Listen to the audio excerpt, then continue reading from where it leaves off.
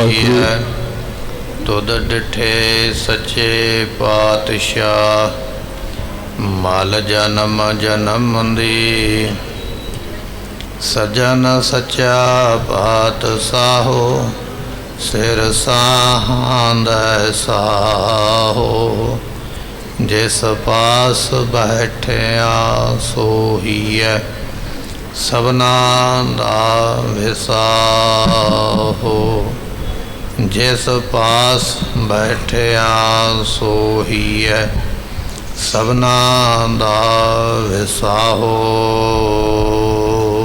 जल लेकर पान पखारे, उन पहुँच परोसन हारे। वाहिगुरु जी का खालसा, वाहिगुरु जी की फतेह। गरीब नवाज सतगुरु गुरु ग्रंथ साहिब जियां ने महान कृपा की है। आप संगतां गुरु दरबार विच बैठ के सतगुरां दी गुरबाणी सरवण कर रहे सी।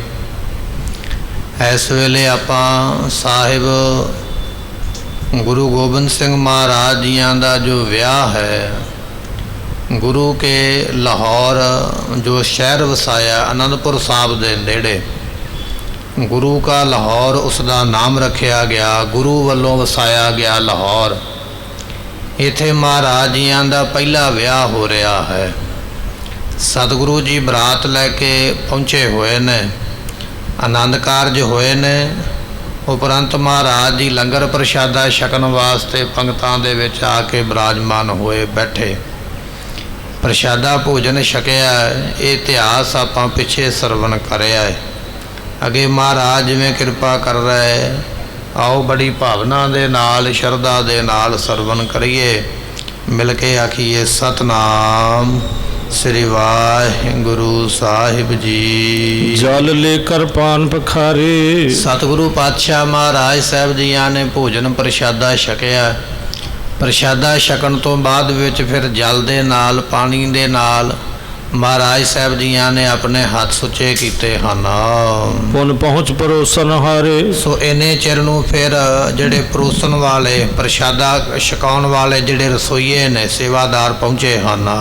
पर सबन अगारी थारा। सो भोजन छकण तो पहला हाथ सुचे किते गए। फिर थालां दे विच वड्डे वड्डे थाल ने, उन्हां विच कई तरह दीयां कटोरियां रखीआं होईआं।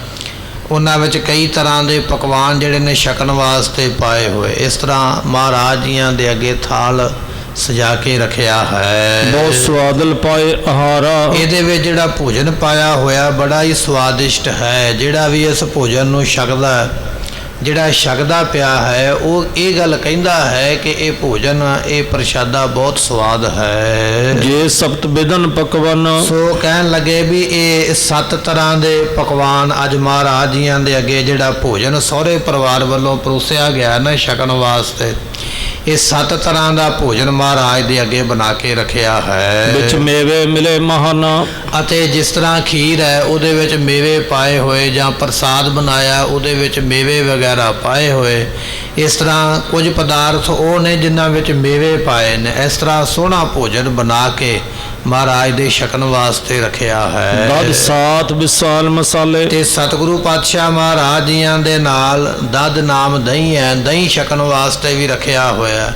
दही दे विच पाउण वास्ते काली लूण मिर्च इत्यादि जो भी है दही विच पा के, सो वो भी नाल रखिया होया। थाल दे विच लूण मिर्च वगैरह पीस के रखिया होया।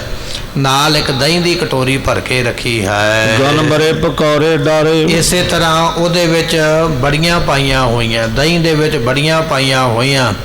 कड़ी बनाई हुई है, कड़ी विच पकौड़े पाए हुए। इस तरह की सुंदर कड़ी बनी, अमृती बनी है। उहदे विच बड़े सोहने पकौड़े जिहड़े ने तल के पाए हुए हन।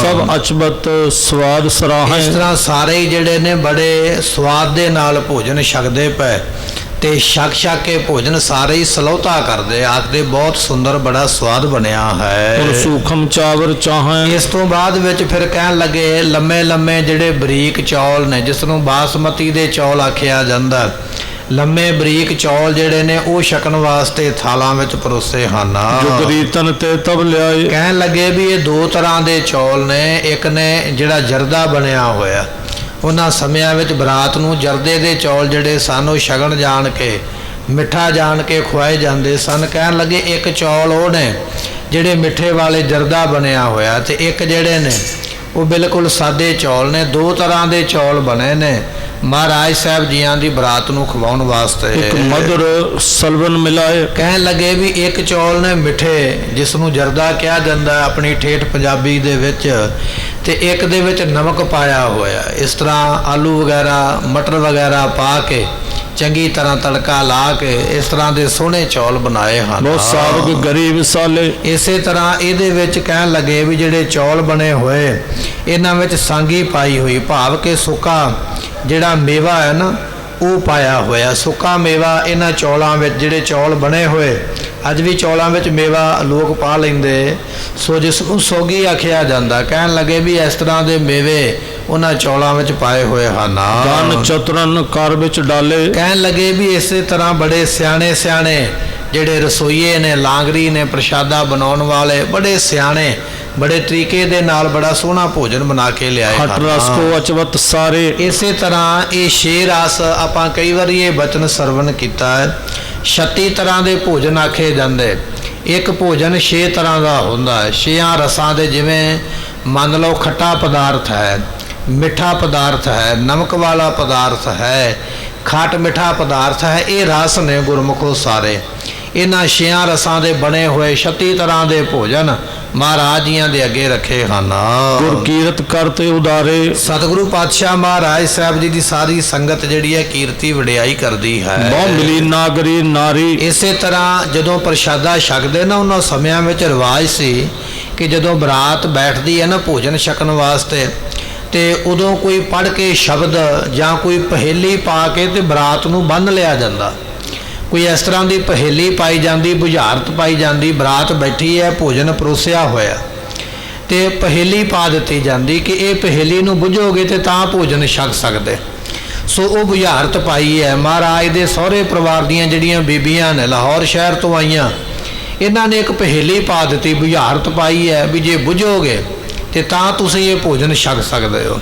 ਸੋ ਕਹਿਣ ਲੱਗੇ ਇਸ ਤਰ੍ਹਾਂ ਬੜੀ ਸੋਹਣੀ ਆਵਾਜ਼ ਦੇ ਵਿੱਚ ਪਹੇਲੀਆਂ ਜਿਹੜੇ ਨੇ, ਸਵਾਲ ਜਿਹੜੇ ਨੇ, ਬੁਝਾਰਤਾਂ ਪਾਈਆਂ ਜਾਂਦੀਆਂ ਹਨ। ਭੂਖਨ ਬਸਨ ਸ਼ਿੰਗਾਰੀ। ਇਹਨਾਂ ਨੇ ਸਰੀਰ ਦੇ ਉੱਪਰ, ਬੀਬੀਆਂ ਨੇ ਵਿਆਹ ਦੇ ਵਿੱਚ ਬੜੇ ਸੋਹਣੇ ਕੱਪੜੇ ਔਰ ਕੱਪੜਿਆਂ ਦੇ ਉੱਪਰ ਦੀ ਬੜੇ ਸੋਹਣੇ ਗਹਿਣੇ ਪਾਏ ਹਨ। ਕੋਕਲ ਕੰਠੀ ਗਾਵੇ। ਤੇ ਇਹਨਾਂ ਦੀ ਆਵਾਜ਼ ਜਿਹੜੀ ਕੋਇਲ ਵਰਗੀ ਬੜੀ ਮਿੱਠੀ ਹੈ, ਤੇ ਬੜੇ ਸੋਹਣੇ ਸੋਹਣੇ ਇਹ ਸ਼ਬਦਾਂ ਨੂੰ ਗਾਉਂਦੀਆਂ ਨੇ, ਜਾਂ ਬੋਲੀਆਂ ਗਾਉਂਦੀਆਂ ਨੇ, ਜਾਂ ਸਿੱਠਣੀਆਂ ਇਤਿਹਾਤਕ ਦਿੰਦੀਆਂ। ਇਸ ਤਰ੍ਹਾਂ ਹੀ ਬੀਬੀਆਂ ਸ਼ਗਨ ਕਰ ਰਹੀਆਂ ਹਨ। ਦ੍ਰਿਗ ਖੰਜਨ ਅੰਜਨ ਚਾਵੇ। ਕਹਿਣ ਲੱਗੇ ਇਹਨਾਂ ਦੇ ਨੇਤਰ ਜਿਹੜੇ ਨੇ ਉਹ ਮਮੋਲੇ ਵਰਗੇ ਨੇ। ਮਮੋਲੇ ਦੀ ਉਦਾਹਰਨ ਤਾਂ ਦਿੱਤੀ ਜਾਂਦੀ ਹੈ, ਪੰਛੀਆਂ ਦੇ ਵਿੱਚੋਂ ਇੱਕ ਮਮੋਲਾ ਇਹੋ ਜਿਹਾ ਪੰਛੀ ਹੈ ਜਿਹਦੀਆਂ ਅੱਖਾਂ ਬੜੀਆਂ ਸੋਹਣੀਆਂ ਹੁੰਦੀਆਂ। ਸੋ ਇੱਥੇ ਉਦਾਹਰਨ ਦਿੰਦੇ ਨੇ। ਕਹਿਣ ਲੱਗੇ ਵੀ ਇਹ ਸਾਰੀਆਂ ਇਸਤਰੀਆਂ ਜਿਹੜੀਆਂ ਨੇ, ਮੰਨ ਲਓ ਕਿ ਮਮੋਲੇ ਦੀਆਂ ਅੱਖਾਂ ਲੱਗੀਆਂ ਹੋਈਆਂ ਹਨ। ਨਰਜੇ ਬਰਾਤ ਅਵਿਰਾਮੋ। ਇਹ ਜਿੰਨੇ ਮਹਾਰਾਜ ਦੇ ਬਰਾਤ ਵਿੱਚ ਆਏ ਹੋਏ ਮਨੁੱਖ ਹਨ। ਦੇ ਗਾਰੀ ਲੇਕਰ ਨਾਮੂ। ਤੇ ਉਸ ਵੇਲੇ ਗਾਲੀ ਕੀ ਦਿੱਤੀ ਜਾਂਦੀ ਹੈ ਕਿ ਇਹ ਜਿਹੜੀਆਂ ਬੀਬੀਆਂ ਸਨ, ਫਿਰ ਨਾਮ ਲੈ ਲੈ ਕੇ ਤੇ ਮਖੌਲ ਕਰਨਾ, ਜਾਂ ਇਸ ਤਰ੍ਹਾਂ ਕਹਿ ਲਈਏ ਨਾਮ ਲੈ ਕੇ ਸਿੱਠਣੀ ਦੇਣੀ। ਮਾਮਾ ਆਇਆ, ਮਾਮੇ ਦਾ ਨਾਮ ਲੈ ਕੇ ਤੇ ਕੋਈ ਨਾ ਕੋਈ ਇਹੋ ਜਿਹੀ ਗੱਲ ਕਹਿਣੀ ਜਿਹਦੇ ਨਾਲ ਹਾਸਾ ਪੈ ਜਾਵੇ। ਚਾਚੇ ਤਾਏ ਆਏ, ਭਰਾ ਆਏ ਹੋਏ, ਉਹਨਾਂ ਦਾ ਨਾਮ ਲੈ ਲੈ ਕੇ ਇਹ ਸਿੱਠਣੀਆਂ ਦੇਣੀਆਂ, ਮਿਹਣਾ ਦੇਣਾ। ਮਿਹਣਾ ਇਹੋ ਜਿਹਾ ਦੇਣਾ ਜਿਹਦੇ ਨਾਲ ਸਾਰੇ ਖੁਸ਼ ਵੀ ਹੋ ਜਾਣ ਔਰ ਇਸੇ ਤਰ੍ਹਾਂ ਲੱਜਤ ਵੀ ਹੋ ਜਾਣ। ਇਸ ਤਰ੍ਹਾਂ ਦੇ ਪਿਆਰ ਨੂੰ ਵਧਾਉਣ ਵਾਲੀਆਂ ਜਿਹੜੀਆਂ ਗੱਲਾਂ ਹਨ ਉਹਨੂੰ ਕਿਹਾ ਜਾਂਦਾ ਸਿੱਠਣੀ ਦੇਣੀ। ਸੋ ਕਹਿਣ ਲੱਗੇ ਇਹ ਮਾਈਆਂ ਬੀਬੀਆਂ ਜਦੋਂ ਭੋਜਨ ਛਕਦੀ ਪਈ ਨਾ ਸਾਰੀ ਬਰਾਤ, ਤੇ ਇਹ ਫਿਰ ਸਿੱਠਣੀਆਂ ਦਿੰਦੀਆਂ। ਕਿਸੇ ਨੂੰ ਕਹਿੰਦੀਆਂ ਵੀ ਤੂੰ ਭੁੱਖਾ ਘਰੋਂ ਆਇਆ, ਖਾ ਕੇ ਨਹੀਂ ਆਇਆ। ਕੋਈ ਬਹੁਤਾ ਮੋਟਾ ਤਾਂ ਉਹਨੂੰ ਆਖਿਆ ਜਾਂਦਾ ਹੈ ਤੇ ਖਾ ਖਾ ਕੇ ਮੋਟਾ ਹੋ ਗਿਆ, ਇਹ ਤੋਂ ਤੁਰਿਆ ਨਹੀਂ ਜਾਂਦਾ। ਇਸ ਤਰ੍ਹਾਂ ਦੀਆਂ ਗੱਲਾਂ ਕਹਿ ਕਹਿ ਕੇ ਉਸ ਵੇਲੇ ਇਹ ਨਿੱਕੇ ਮੋਟੇ ਮਖੌਲ ਜਿਹੜੇ ਕੀਤੇ ਜਾਂਦੇ ਹਨ। ਸਭ ਹਿਰਦੈ ਆਨੰਦ ਵਧਾਵੇ। ਸਾਰਿਆਂ ਦੇ ਮਨ ਵਿੱਚ ਬੜਾ ਆਨੰਦ ਹੈ, ਸਾਰੇ ਬੜੇ ਖੁਸ਼ ਨੇ। ਜਿਹੜੇ ਕਹਿੰਦੇ ਪਏ, ਮਖੌਲ ਕਰਦੇ ਪਏ, ਉਹ ਵੀ ਖੁਸ਼ ਨੇ। ਜਿਹੜੇ ਸੁਣਦੇ ਪਏ ਪੰਗਤ ਵਿੱਚ ਬੈਠ ਕੇ, ਉਹ ਵੀ ਸਾਰੇ ਖੁਸ਼ ਹਨ। ਗਾਰ ਤਉ ਮਨ ਭਾਵੇਂ। ਭਾਵੇਂ ਕਿ ਇਹ ਬੀਬੀਆਂ ਸਿੱਠਣੀਆਂ ਦਿੰਦੀਆਂ ਨੇ, ਪਰ ਸਿੱਠਣੀਆਂ ਦਾ ਕੋਈ ਗੁੱਸਾ ਨਹੀਂ ਕਰਦਾ। ਉਹਨਾਂ ਸਮਿਆਂ ਵਿੱਚ ਸੁਭਾਅ ਹੀ ਇਸ ਤਰ੍ਹਾਂ ਦੇ ਸਨ ਵੀ ਵੱਡੇ ਛੋਟੇ ਦਾ ਬਚਨ ਜਰਿਆ ਜਾਂਦਾ, ਔਰ ਇਸ ਤਰ੍ਹਾਂ ਦੀ ਹਾਸੇ ਮਖੌਲ ਦੀ ਗੱਲ ਦਾ ਕੋਈ ਗੁੱਸਾ ਨਹੀਂ ਕਰਦਾ।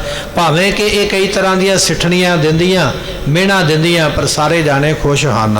ਰਸ ਰੰਗ ਸਮੈ ਤਿਸ ਹੋਵੈ, ਕਹਿਣ ਲੱਗੇ ਵੀ ਇਸ ਤਰ੍ਹਾਂ ਦਾ ਉਸ ਵੇਲੇ ਰੰਗ ਆਨੰਦ ਬਣਿਆ ਹੋਇਆ ਹੈ। ਮਦ ਧਰਤ ਪਰਸ ਪਰ ਜੋਵੈ, ਇਸੇ ਤਰ੍ਹਾਂ ਬੜੇ ਖੁਸ਼ ਹੋ ਕਰਕੇ ਇੱਕ ਦੂਜੇ ਨੂੰ ਦੇਖਦੇ ਹਨ। ਅਚ ਸਨੇ ਸਨੇ ਸ਼ੁਭ ਅਸਨਾ, ਸਾਰਿਆਂ ਨੇ ਹੌਲੀ ਹੌਲੀ ਫਿਰ ਭੋਜਨ ਛਕਿਆ ਹੈ। ਮੁਸਕਾਏ ਦਿਪੈ ਦੁੱਤ ਦਸਨਾ, ਇਸੇ ਤਰ੍ਹਾਂ ਕਹਿਣ ਲੱਗੇ ਜਦੋਂ ਹੱਸਦੇ ਨੇ ਨਾ ਬਰਾਤੀਏ, ਬੀਬੀਆਂ ਦੀਆਂ ਗੱਲਾਂ ਸੁਣ ਕੇ ਮਖੌਲ ਵਾਰੀਆਂ ਹੱਸਦੇ ਨੇ ਤੇ ਉਹਨਾਂ ਦੇ ਬੁੱਲਾਂ ਵਿੱਚ ਉਹਨਾਂ ਦੇ ਦੰਦ ਦਿਸਦੇ ਹਨ।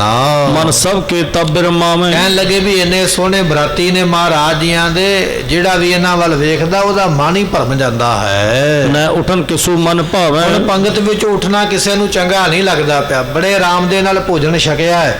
ਛਕਣ ਤੋਂ ਬਾਅਦ ਵਿੱਚ ਵੀ ਸਾਰੇ ਉਸੇ ਤਰ੍ਹਾਂ ਆਨੰਦ ਦੇ ਨਾਲ ਬੈਠੇ ਹੋਏ ਹਨ। ਸੁਖ ਪਾਏ ਭਨੈ ਬਚ ਐਸੇ, ਸਾਰੇ ਜਾਣੇ ਸੁਖ ਪਾ ਕੇ ਤੇ ਇਸ ਤਰ੍ਹਾਂ ਕਹਿੰਦੇ ਹਨ।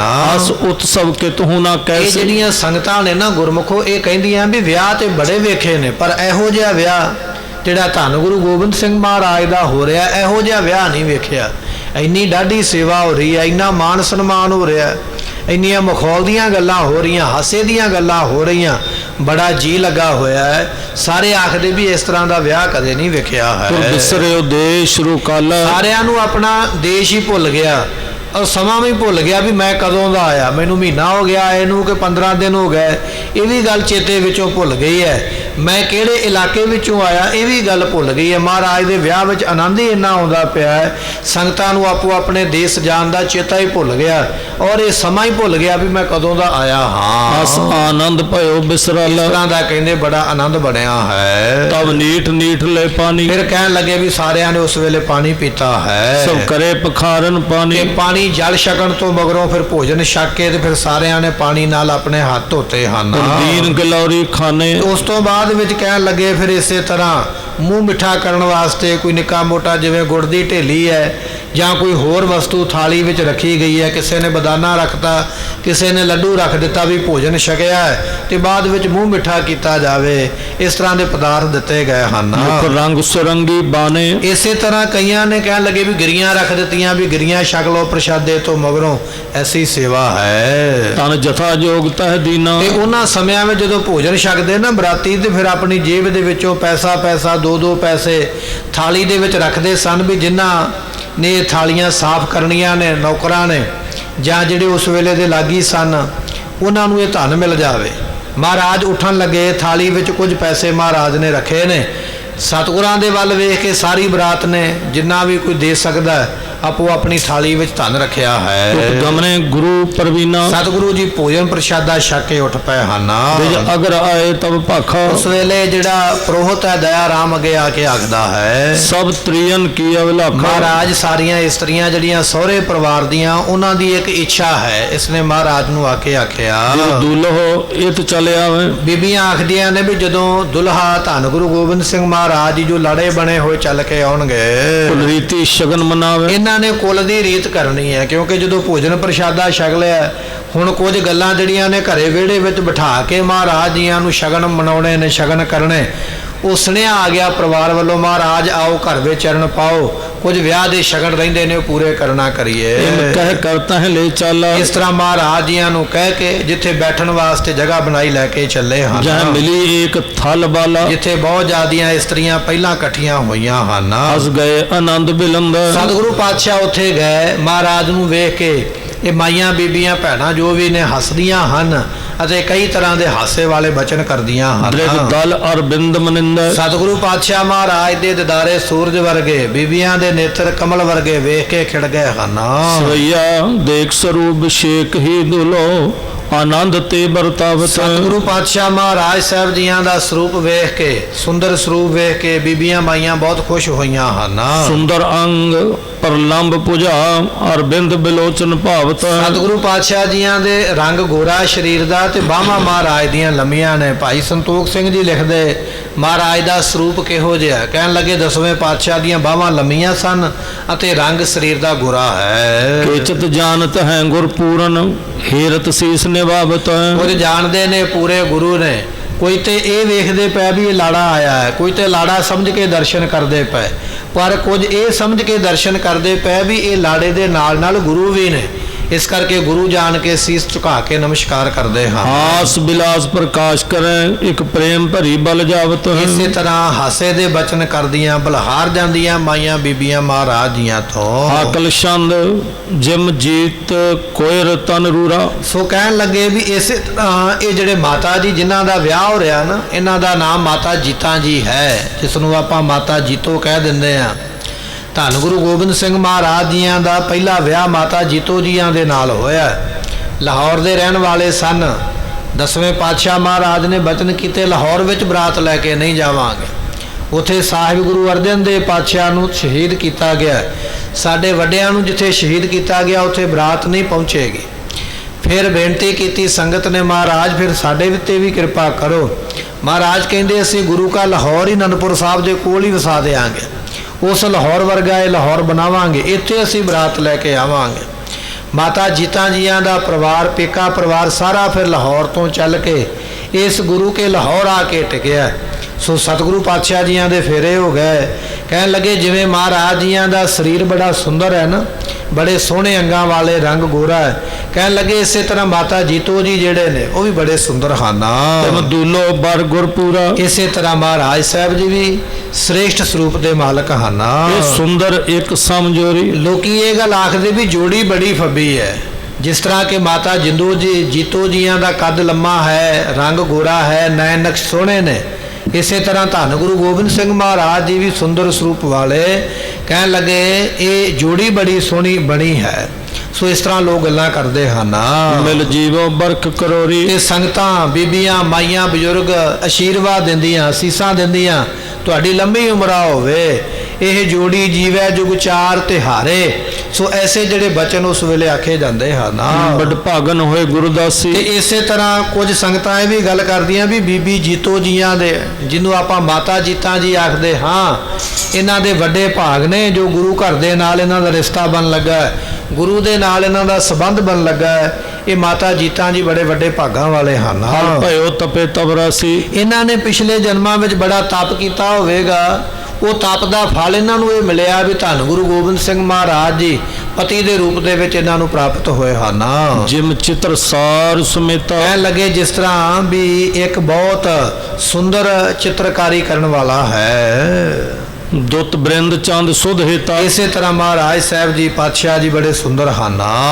ਘਨ ਸ਼ਾਮ ਸਾਥ ਸਤਭਾਮਾ। ਸਤਿਗੁਰੂ ਪਾਤਸ਼ਾਹ ਮਹਾਰਾਜ ਸਾਹਿਬ ਜੀ ਇਸੇ ਤਰ੍ਹਾਂ ਜੋ ਹੈ ਚੜ੍ਹਦੀ ਕਲਾ ਦੇ ਬਚਨ ਬਖਸ਼ਿਸ਼ ਕਰਨ ਵਾਲੇ ਹਨ। ਬੋਲਤ ਸ਼ਗਨ ਮਨਾਏ। ਇਸ ਤਰ੍ਹਾਂ ਮਹਾਰਾਜ ਘਰ ਵਿੱਚ ਬਿਠਾਏ ਗਏ ਤੇ ਸਾਰੇ ਸ਼ਗਨ ਜਿਹੜੇ ਸਨ ਵਿਆਹ ਦੇ ਉਸ ਵੇਲੇ ਮਨਾਏ ਹਨ। ਗੁਰ ਕੋਪਿਕ ਆਨੰਦ ਉਪਾਏ। ਸਤਿਗੁਰਾਂ ਨੂੰ ਵੇਖ ਕੇ ਸਾਰੀ ਸੰਗਤ ਦੇ ਮਨ ਵਿੱਚ ਆਨੰਦ ਪੈਦਾ ਹੁੰਦਾ ਹੈ। ਚੌ ਔਰ ਮਿਲੇ ਸਮੁਦਾਇ। ਚਾਰ ਸਵੇਰੇ ਬੀਬੀਆਂ ਮਹਾਰਾਜ ਦੇ ਖੜੀਆਂ ਹੋਈਆਂ ਹਨ। ਲੱਖ ਮਹਿਮਾ ਸੀਸ ਨਿਵਾਏ। ਸਤਿਗੁਰਾਂ ਦੀ ਮਹਿਮਾ ਜਾਣ ਜਾਣ ਕੇ ਨਮਸਕਾਰਾਂ ਕਰਦੀਆਂ। ਸਵਈਆ ਸਾਸ ਤਬੈ ਬੜ ਭਾਗ ਭਰੀ। ਨਿਜ ਅੰਕ ਬਿਠਾਏ ਸੁਨੇਹ ਮਹਾਨ। ਸਤਿਗੁਰੂ ਪਾਤਸ਼ਾਹ ਮਹਾਰਾਜ ਜੀਆਂ ਦੀ ਜੋ ਸੱਸ ਹੈ ਬੜਿਆਂ ਵੱਡਿਆਂ ਭਾਗਾਂ ਵਾਲੀ ਹੈ। ਮਹਾਰਾਜ ਸਾਹਿਬ ਜੀਆਂ ਨੂੰ ਆਪਣੇ ਵਿਹੜੇ ਵਿੱਚ ਕੁਰਸੀ ਦੇ ਉੱਪਰ ਬਿਠਾਇਆ ਤੇ ਜਿਹੜੇ ਸ਼ਗਨ ਨੇ ਉਹ ਮਹਾਰਾਜ ਜੀਆਂ ਦੇ ਵਿਆਹ ਦੇ ਸਤਿਗੁਰਾਂ ਦੀ ਸੱਸ ਮਾਤਾ ਜੀਤੋ ਜੀਆਂ ਦੀ ਜੋ ਮਾਂ ਹੈ ਉਹ ਸ਼ਗਨਾਂ ਨੂੰ ਮਨਾਉਣ ਲੱਗੀ ਹੈ। ਸੀਸ ਪੈ ਹਾਥ ਕੋ ਫਿਰ ਸਰਾਹਤ। ਡੀਠ ਲਗੈ ਨੈ ਭੈ ਮਨਮਾਨਾ। ਸਤਿਗੁਰਾਂ ਦੀ ਸੱਸ ਨੇ ਆ ਕੇ ਮਹਾਰਾਜ ਜੀਆਂ ਦੇ ਸਿਰ ਦੇ ਉੱਪਰ ਪਿਆਰ ਦੇ ਨਾਲ ਲਾਡ ਦੇ ਨਾਲ ਹੱਥ ਫੇਰਿਆ। ਭਾਵੇਂ ਕਿ ਸਤਿਗੁਰੂ ਪਾਤਸ਼ਾਹ ਜੀ ਜਗਤ ਗੁਰੂ ਨੇ, ਪਰਮੇਸ਼ਰ ਨੇ, ਖੁਦ ਪਰਮੇਸ਼ਰ ਨੇ ਆਪ, ਪਰ ਵੱਡਿਆਂ ਦਾ ਇਹ ਪਿਆਰ ਹੁੰਦਾ, ਇਹ ਦੁਲਾਰ ਹੁੰਦਾ। ਜਿਵੇਂ ਮਾਤਾ ਸਾਹਿਬ ਮਾਤਾ ਗੁਜਰੀ ਜੀ ਪਿਆਰ ਕਰਦੇ ਧੰਨ ਗੁਰੂ ਗੋਬਿੰਦ ਸਿੰਘ ਮਹਾਰਾਜ ਜੀਆਂ ਨੂੰ, ਅੱਜ ਮਾਤਾ ਸਾਹਿਬ ਜੀਆਂ ਦੀ ਜੋ ਮਾਤਾ ਹੈ, ਸਤਿਗੁਰਾਂ ਦੀ ਜੋ ਸੱਸ ਮਾਂ ਹੈ, ਸਤਿਗੁਰਾਂ ਦੇ ਸਿਰ ਦੇ ਉੱਪਰ ਆ ਕੇ ਹੱਥ ਫੇਰਿਆ ਅਤੇ ਨਾਲ ਹੀ ਇਹ ਆਖਦੀ ਹੈ ਕਿ ਸਾਡਾ ਜਵਾਈ ਬੜਾ ਸੋਹਣਾ ਹੈ, ਇਹਨੂੰ ਕਿਤੇ ਨਜ਼ਰ ਹੀ ਨਾ ਲੱਗ ਜਾਵੇ। ਇਸ ਤਰ੍ਹਾਂ ਦੇ ਬਚਨ ਵੀ ਨਾਲ ਕਰਦੇ ਹਨ। ਸਾਰੀਆਂ ਹਵੈ ਬਲਿਹਾਰੀਆਂ।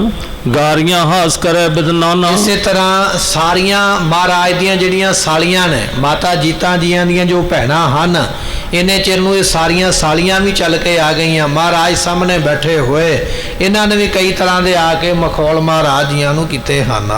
ਬੋਲਤ ਮਧੁਰ ਪ੍ਰੇਮ ਧਰੇ ਔਰ ਸ੍ਰੀ ਗੁਰੂ ਜੋਗ ਹੀ ਤਾਹੇ ਬਹਾਨਾ। ਤੇ ਸਤਿਗੁਰੂ ਪਾਤਸ਼ਾਹ ਮਹਾਰਾਜ ਜੀਆਂ ਦੇ ਨਾਲ ਬੜੇ ਮਿੱਠੇ ਬਚਨ ਕਹਿ ਕੇ ਇਹਨਾਂ ਨੇ ਕਈ ਤਰ੍ਹਾਂ ਦੇ ਮਖੌਲ ਕੀਤੇ, ਪਰ ਮਰਿਆਦਾ ਪੁਰਸ਼ੋਤਮ ਧੰਨ ਗੁਰੂ ਗੋਬਿੰਦ ਸਿੰਘ ਮਹਾਰਾਜ ਜੀਆਂ ਨੇ ਇਹਨਾਂ ਸਾਰੀਆਂ ਸਾਲੀਆਂ ਦਾ ਬੇਅੰਤ ਸਤਿਕਾਰ ਕੀਤਾ, ਮਾਣ ਕੀਤਾ, ਬੜੀ ਇੱਜ਼ਤ ਮਹਾਰਾਜ ਜੀਆਂ ਨੇ ਬਖਸ਼ਿਸ਼ ਕੀਤੀ ਹੈ। ਯੋਂ ਮਿਲ ਕੇ ਸਭ ਕੋ ਸ਼ੁਭ ਰੀਤ ਬਿਲਾਸਤ ਹਾਸ ਕਰੇ ਮਨ ਭਾਏ। ਇਸ ਤਰ੍ਹਾਂ ਮਹਾਰਾਜ ਜੀ ਸਾਰਿਆਂ ਨੂੰ ਮਿਲੇ ਨੇ, ਹਾਸ ਬਿਲਾਸ ਕੀਤੇ।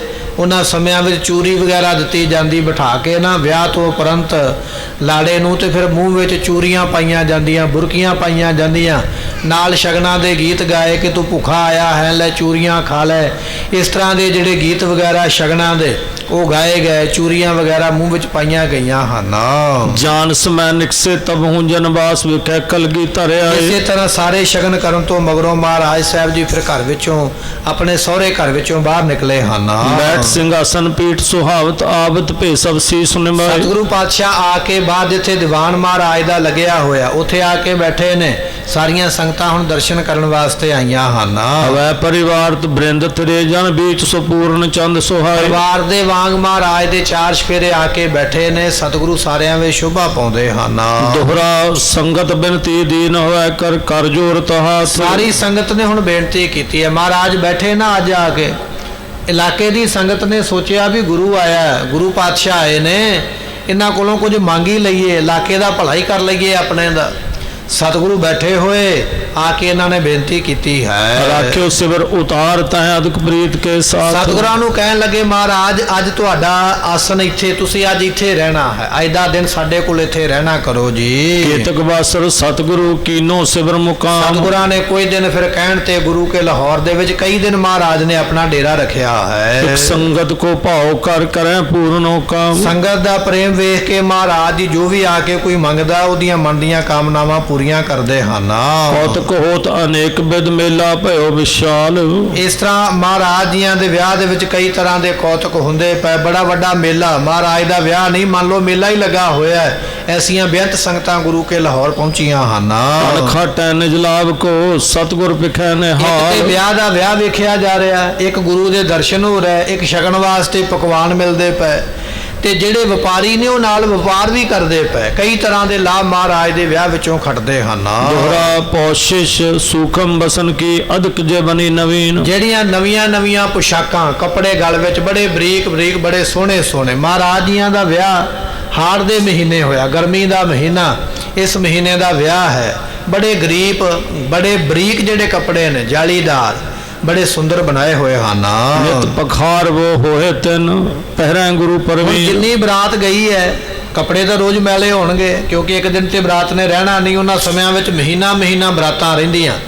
ਜਦੋਂ ਬਰਾਤ ਵਾਲੇ ਬਰਾਤੀ ਕੱਪੜੇ ਲਾਉਂਦੇ ਮੈਲੇ ਹੋਏ, ਉਹਨਾਂ ਨੂੰ ਧੋਣਾ ਪੈਂਦਾ, ਧੋ ਕੇ ਫਿਰ ਉਹਨਾਂ ਨੂੰ ਗਲ ਵਿੱਚ ਪਾਉਣ ਵਾਸਤੇ ਦੁਬਾਰਾ ਪ੍ਰਾਪਤ ਕੀਤਾ ਜਾਂਦਾ ਹੈ। ਇਹ ਬਰਾਤੀ ਜਦੋਂ ਕੱਪੜੇ ਉਤਾਰਦੇ ਮੈਲੇ ਹੋਏ ਤੇ ਕਹਿਣ ਲੱਗੇ ਫਿਰ ਸਵਈਆ ਪ੍ਰੀਤ ਦੁਕੂਲ ਧਰੇ ਦੁੱਤ ਮੂਲ ਤੁਰੰਗ ਅਰੂੜ ਤੇ ਆਪ ਸਿਧਾਰੇ। ਇਸੇ ਤਰ੍ਹਾਂ ਮਹਾਰਾਜ ਸਾਹਿਬ ਜੀਆਂ ਦੇ ਜਿਹੜੇ ਬਸਤਰ ਨੇ ਉਹ ਬੜੇ ਬੜੇ ਸੋਹਣੇ ਨੇ, ਤੇ ਕਹਿਣ ਲੱਗੇ ਜਿਵੇਂ ਤ੍ਰਿਕਾਲਾ ਸਮੇਂ ਬੱਦਲ ਚੜ੍ਹ ਕੇ ਤੇ ਮੋਰ ਨੱਚਦਾ ਹੈ, ਇਸੇ ਤਰ੍ਹਾਂ ਗੁਰੂ ਕੇ ਸਿੱਖ ਜਿਹੜੇ ਨੇ ਜਾਂ ਬਰਾਤੀ ਜਿਹੜੇ ਨੇ ਆਪਣੇ ਘੋੜਿਆਂ ਨੂੰ ਨਚਾਉਂਦੇ ਹਨ।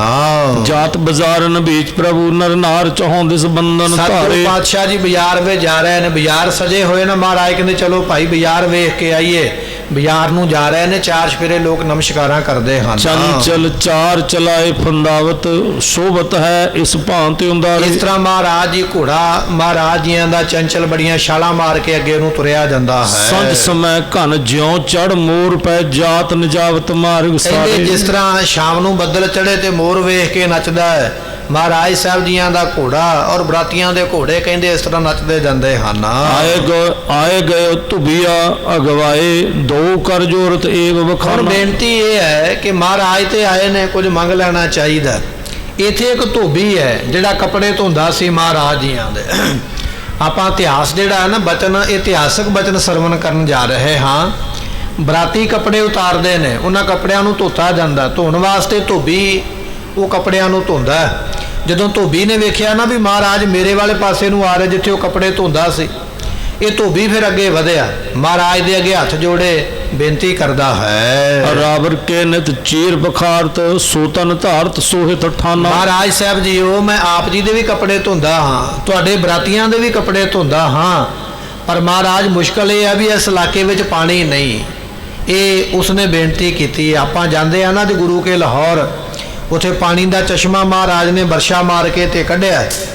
ਇਹ ਉਸ ਧੋਬੀ ਨੇ ਬੇਨਤੀ ਕੀਤੀ, ਕਹਿਣ ਲੱਗਾ ਮਹਾਰਾਜ ਕੱਪੜੇ ਤੇ ਮੈਂ ਧੋਂਦਾ, ਪਰ ਪਾਣੀ ਦੀ ਬੜੀ ਦਿੱਕਤ ਹੈ, ਦੂਰ ਦੂਰ ਤੱਕ ਪਹਾੜ ਨੇ, ਪਥਰੀਲਾ ਇਲਾਕਾ, ਪਾਣੀ ਕਿੱਥੋਂ ਆਵੇ।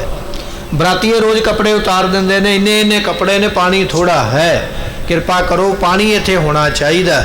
ਇਹ ਧੋਬੀ ਨੇ ਆ ਕੇ ਬੇਨਤੀ ਕੀਤੀ ਹੈ। ਆਏ ਬਰਾਤ ਸਮੇਤ यहाँ ਮਲਹੀਨ ਸੁਨੀਰ ਨਹੀਂ ਕਿਸ ਥਾਨ। ਮਹਾਰਾਜ ਜੀਓ, ਆਪ ਜੀ ਆਇਓ, ਪਰ ਇਸ ਜਗ੍ਹਾ ਤੇ ਪਾਣੀ ਨਹੀਂ। ਜੇ ਆਪ ਜੀ ਆਇਓ ਤੇ ਕਿਰਪਾ ਕਰੋ ਸਾਨੂੰ ਪਾਣੀ ਦੀ ਦਾਤ ਦੇ ਕੇ ਜਾਓ। ਇਹ ਸਾਡੇ ਤੇ ਕਿਰਪਾ ਕਰੋ ਵੀ ਤੁਸੀਂ ਆਏ ਹੋ। ਇੱਕ ਤੇ ਤੁਹਾਡੇ ਬਸਤਰ ਮੈਂ ਧੋਵਾਂਗਾ, ਸੰਗਤ ਦੇ ਬਸਤਰ ਵੀ ਧੋਵਾਂਗਾ, ਤੁਸੀਂ ਚਲੇ ਗਏ, ਸਾਨੂੰ ਉਹ ਪਾਣੀ ਦੀ ਮੁਸੀਬਤ ਫਿਰ ਰਹਿਣੀ ਹੈ। ਆਪ ਜੀ ਆਏ ਹੋ, ਕਿਰਪਾ ਕਰਕੇ ਸਾਨੂੰ ਇੱਥੇ ਪਾਣੀ ਦੀ ਦਾਤ ਬਖਸ਼ਿਸ਼ ਕਰੋ।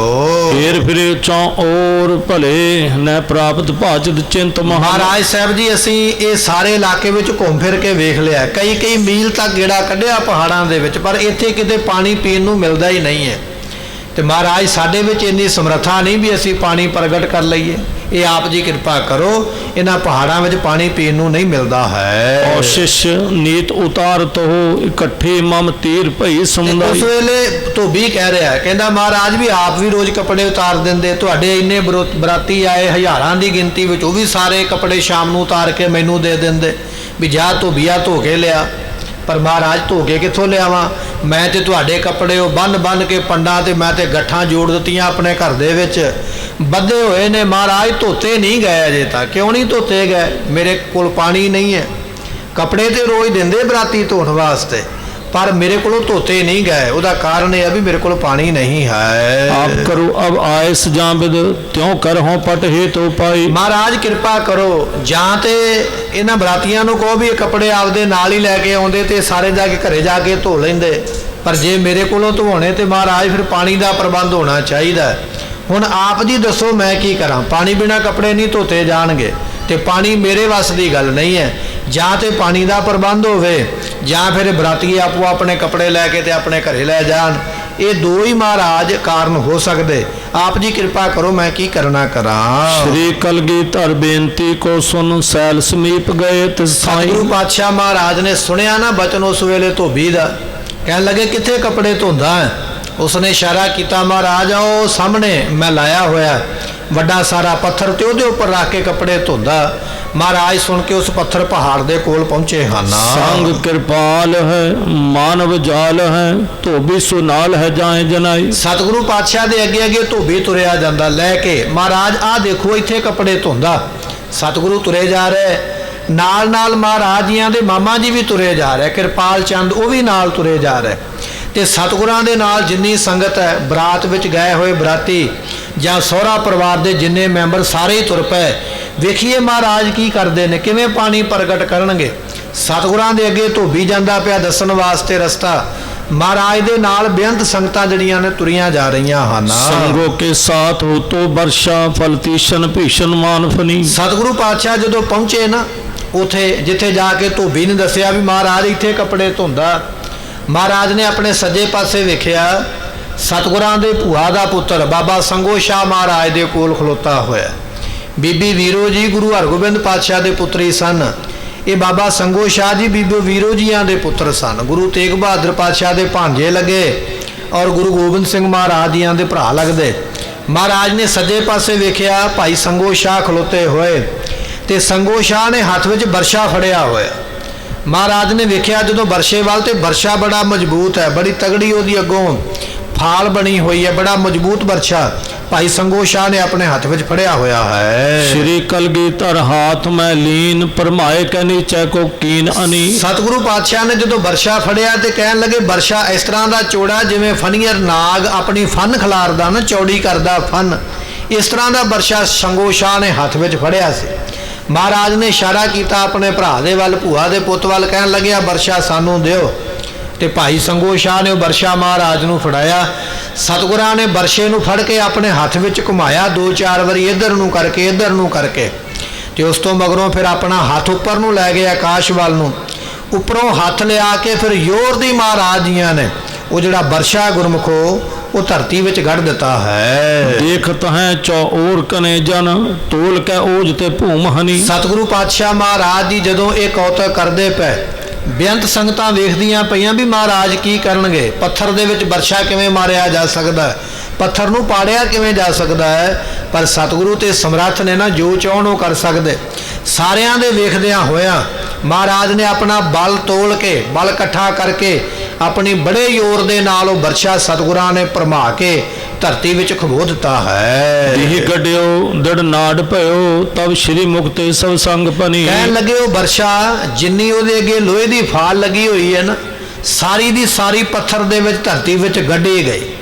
ਜਦੋਂ ਬਰਛਾ ਗੱਡਿਆ ਗਿਆ ਨਾ ਧਰਤੀ ਦੇ ਵਿੱਚ, ਤੇ ਮਹਾਰਾਜ ਨੇ ਵੇਖਿਆ ਵੀ ਇਹ ਹੁਣ ਗੱਡਿਆ ਗਿਆ, ਖੜ ਗਿਆ ਜ਼ਮੀਨ ਦੇ ਵਿੱਚ ਬਰਛਾ ਵਿੱਚ ਉਹਦੇ ਗੱਡਿਆ ਹੋਇਆ ਤੇ ਖੜਿਆ ਹੋਇਆ ਹੈ। ਤੇ ਸਤਿਗੁਰੂ ਪਾਤਸ਼ਾਹ ਮਹਾਰਾਜ ਜੀ ਨੇ ਫਿਰ ਬਚਨ ਆਖੇ, ਬਰਛਾ ਪਟਿਆ ਨਹੀਂ, ਪਟਣ ਤੋਂ ਪਹਿਲਾਂ ਸਤਿਗੁਰੂ ਪਾਤਸ਼ਾਹ ਜੀ ਆਪਣੇ ਮੁਖ ਤੋਂ ਕਹਿਣ ਲੱਗੇ ਹਨ, ਐਚ ਨਿਕਾਸੋ ਓਜ ਪ੍ਰਕਾਸ਼ੋ ਨੀਰ ਭਲੋ ਨਿਕਸੈ ਇਸ ਨੀਚੇ। ਸਤਿਗੁਰੂ ਪਾਤਸ਼ਾਹ ਕਹਿਣ ਲੱਗੇ ਸਾਡੇ ਬਰਾਤੀਆਂ ਵਿੱਚ ਕੋਈ ਇਹੋ ਜਿਹਾ ਸੂਰਮਾ ਹੈ ਜਿਹੜਾ ਇਸ ਬਰਛੇ ਨੂੰ ਖਿੱਚ ਕੇ ਬਾਹਰ ਕੱਢੇ ਧਰਤੀ ਦੇ ਵਿੱਚੋਂ, ਜਿਹੜਾ ਬਰਛਾ ਪੱਟ ਕੇ ਬਾਹਰ ਕੱਢ ਦੇਵੇ।